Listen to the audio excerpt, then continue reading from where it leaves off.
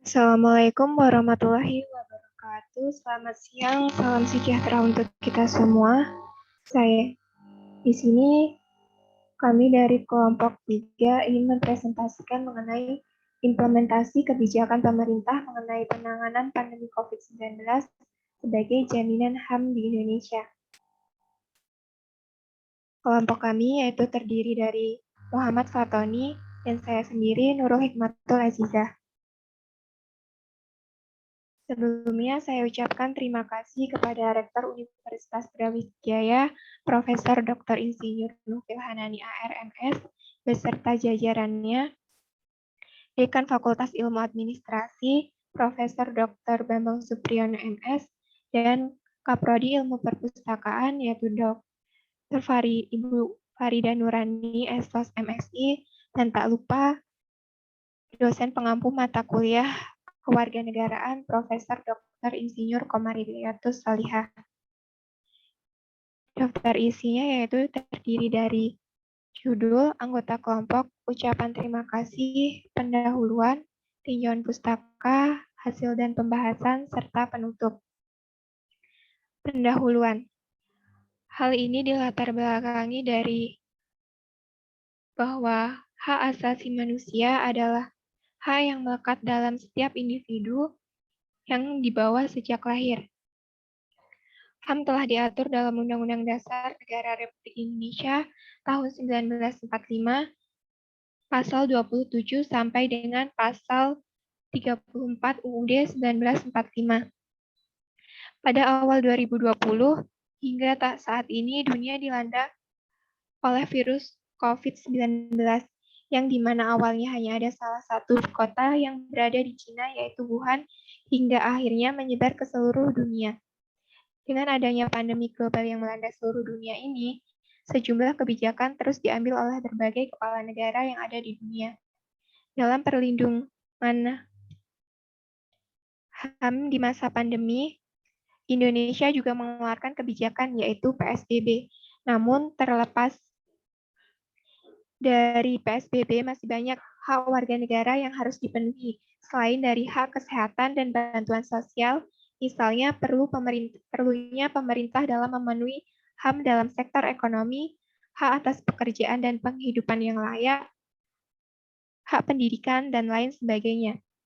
Sebagaimana hal itu sebelumnya telah dijamin dalam Undang-Undang 1945 pasal 27 sampai dengan pasal 34. Oleh karena itu, dalam hal ini kami membahas mengenai kebijakan pemerintah dalam penanganan COVID-19 terhadap perlindungan HAM di Indonesia.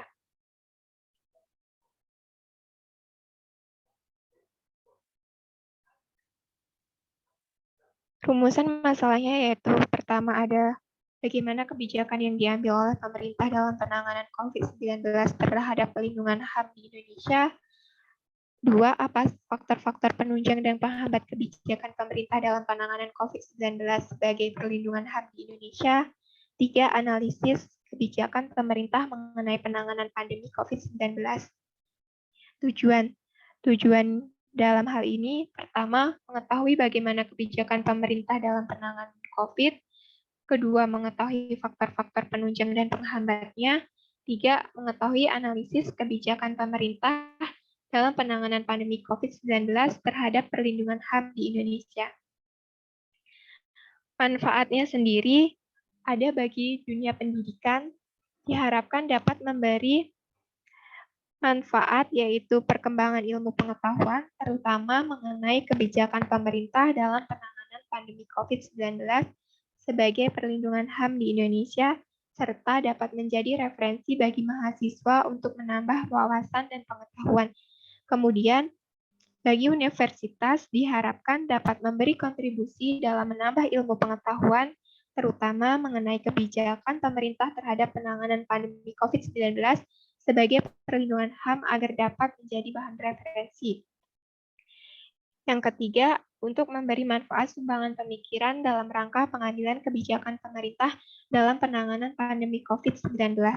Dan bagi masyarakat sendiri diharapkan menghasilkan informasi mengenai COVID-19, pemerintah terhadap penanganan COVID-19. Next.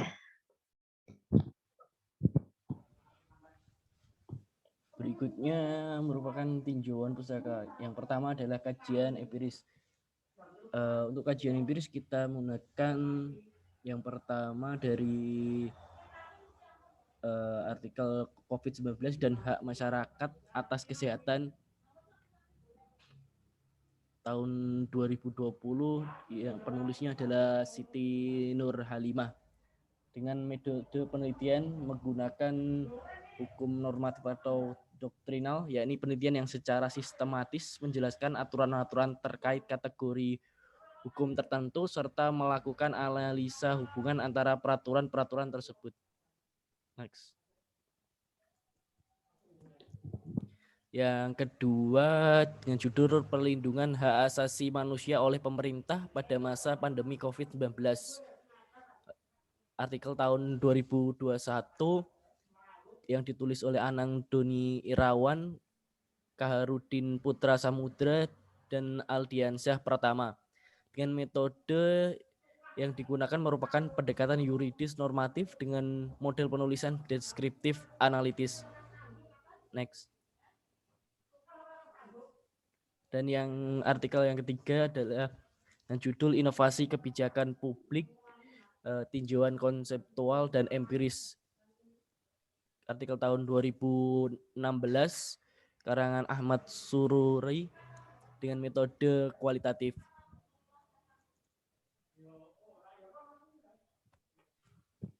Kemudian kajian secara teoritis.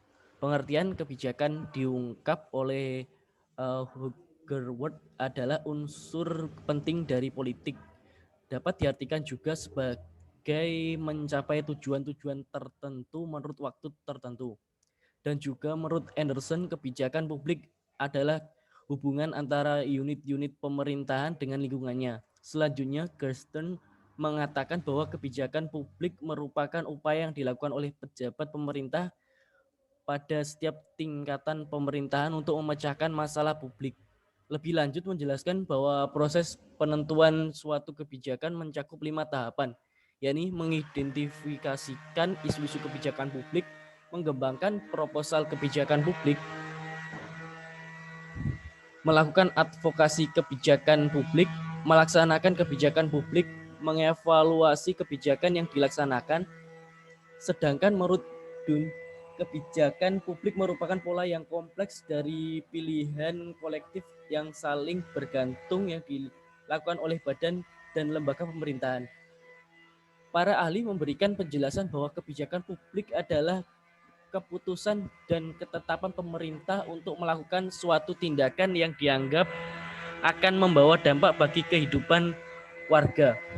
Berbagai definisi yang disampaikan para ahli beragam, akan tetapi ada beberapa karakteristik kebijakan publik yang dapat diidentifikasikan, yaitu tujuan tertentu yang ingin dicapai berupa pemecahan masalah publik, tindakan-tindakan tertentu yang dilakukan, fungsi pemerintah sebagai layanan publik. Ada kalanya bentuk ketetapan pemerintah yang bersifat negatif, ketetapan untuk tidak melakukan atau melarang melakukan suatu tindakan.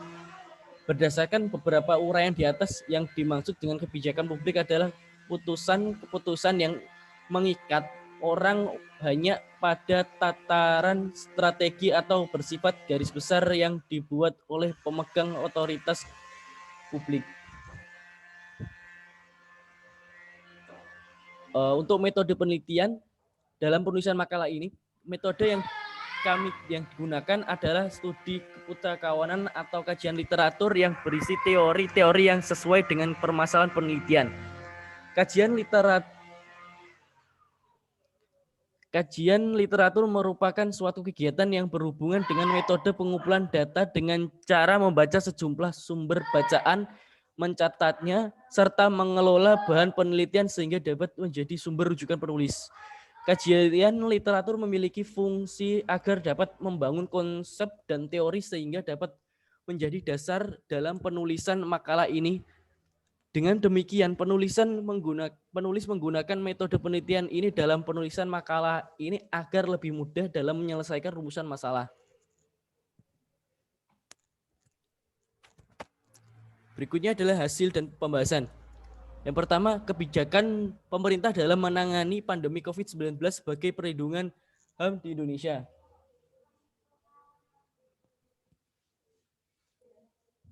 Yang pertama adalah Peraturan Pemerintah Republik Indonesia Nomor 21 Tahun 2020, pembatasan sosial berskala besar atau PSBB dalam rangka percepatan penanganan coronavirus disease 2019. PSBB atau pembatasan sosial berskala besar adalah pembatasan kegiatan tertentu penduduk dalam suatu wilayah yang diduga terinfeksi penyakit dan atau terkontaminasi sedemikian rupa untuk mencegah kemungkinan penyebaran penyakit atau kontaminasi. Kebijakan kedua adalah keputusan Presiden Republik Indonesia nomor 11 tahun 2020 tentang penetapan kedaruratan kesehatan masyarakat atas COVID-19. Dalam keputusan Presiden ini terdapat 2 poin penting, yaitu menetapkan COVID-19 sebagai kedaruratan kesehatan masyarakat dan menetapkan kedaruratan kesehatan masyarakat akibat COVID-19 wajib dilakukan langkah-langkah penanggulangan sesuai dengan ketentuan peraturan perundang-undangan yang berlaku. Dan yang ketiga, Undang-Undang Nomor 2 Tahun 2020 tentang penetapan Perpu Nomor 1 Tahun 2020 tentang kebijakan keuangan negara dan stabilitas sistem keuangan untuk penanganan pandemi COVID-19 dan dalam rangka ancaman yang membahayakan perekonomian nasional dan stabilitas sistem keuangan. Yang keempat, kebijakan pembatasan sosial, social distancing. Kelima, physical distancing. Yang keenam, kebijakan penggunaan alat pelindung diri atau masker. Ketujuh, kebijakan menjaga kebersihan diri melalui cuci tangan. Yang kedelapan, work for home atau study for home. Yang kesembilan, kebijakan new normal.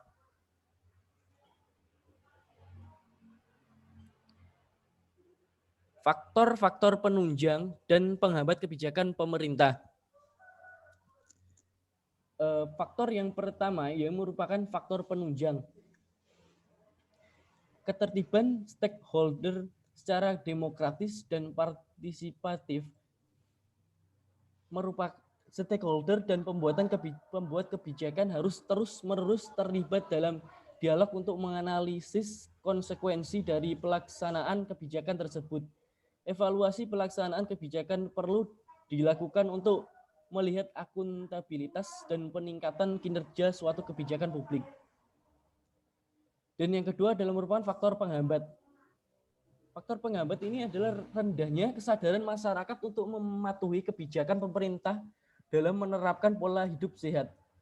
Masyarakat ada yang terkesan menganggap remeh terhadap virus COVID-19 ini. Tidak disiplin memakai masker dan menjaga jarak.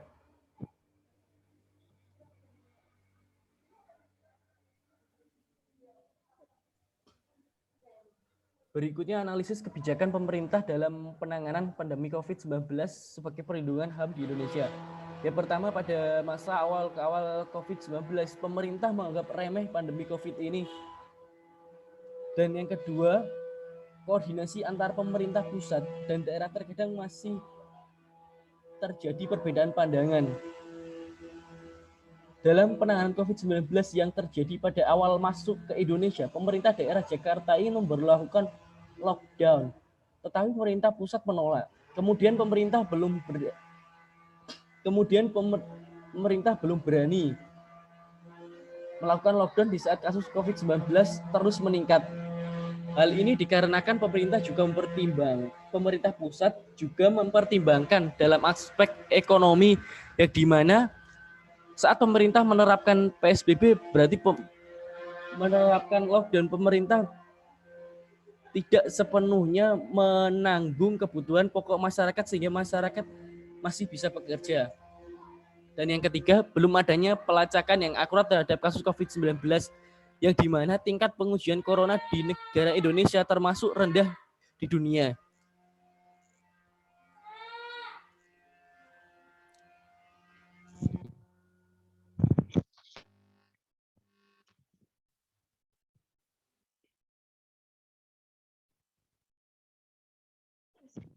Yaitu Pemerintah dalam penanganan COVID-19 sebagai perlindungan HAM di Indonesia telah memperlakukan berbagai kebijakan.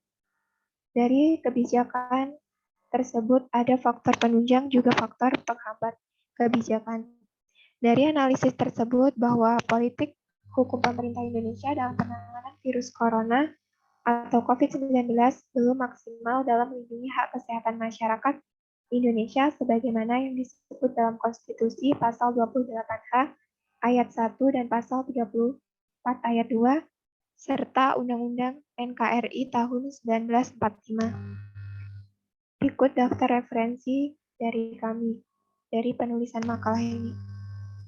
Sekian dari presentasi dari kami. Apabila ada yang ditanyakan, silakan.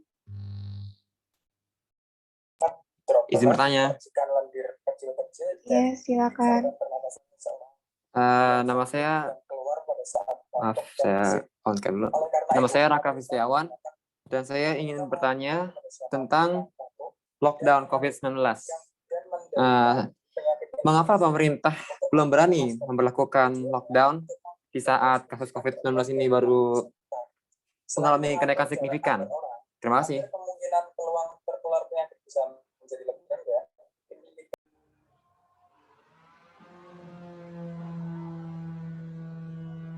Izin bertanya. Ya, silakan. Nama saya Alimatu Setia dari kelompok 2, izin bertanya. Mengapa pemerintah perlu menerbitkan Perpu nomor 1 tahun 2020 tentang kebijakan keuangan negara dan stabilitas sistem keuangan untuk penanganan pandemi COVID-19? Terima kasih. Kami diskusikan dulu terlebih dahulu.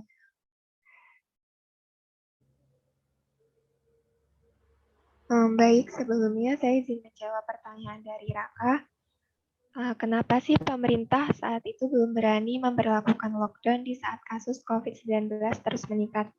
Nah, hal itu dikarenakan pemerintah itu juga mempertimbangkan dalam aspek ekonominya, di mana saat menerapkan PSBB, berarti pemerintah tidak sepenuhnya menanggung kebutuhan pokok masyarakat sehingga masyarakat masih bisa bekerja.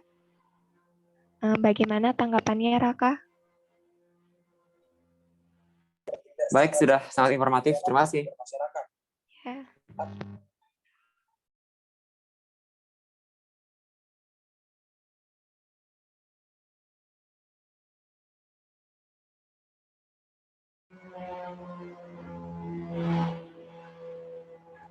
Untuk pertanyaan yang kedua dari Saudara Alimatus, karena pandemi COVID-19 bukan hanya berdampak pada kesehatan masyarakat, tetapi juga berdampak pada deselerasi pertumbuhan ekonomi nasional, merosotnya penerimaan negara, dan meningkatkan beban belanja negara. Oleh karena itu, dengan pertimbangan tersebut, pemerintah menganggap perlu diterbitkannya Perpu sebagai upaya untuk melakukan perlindungan terhadap kondisi perekonomian nasional, yaitu dengan fokus utama pada kebijakan keuangan negara dan kebijakan stabilitas sistem keuangan.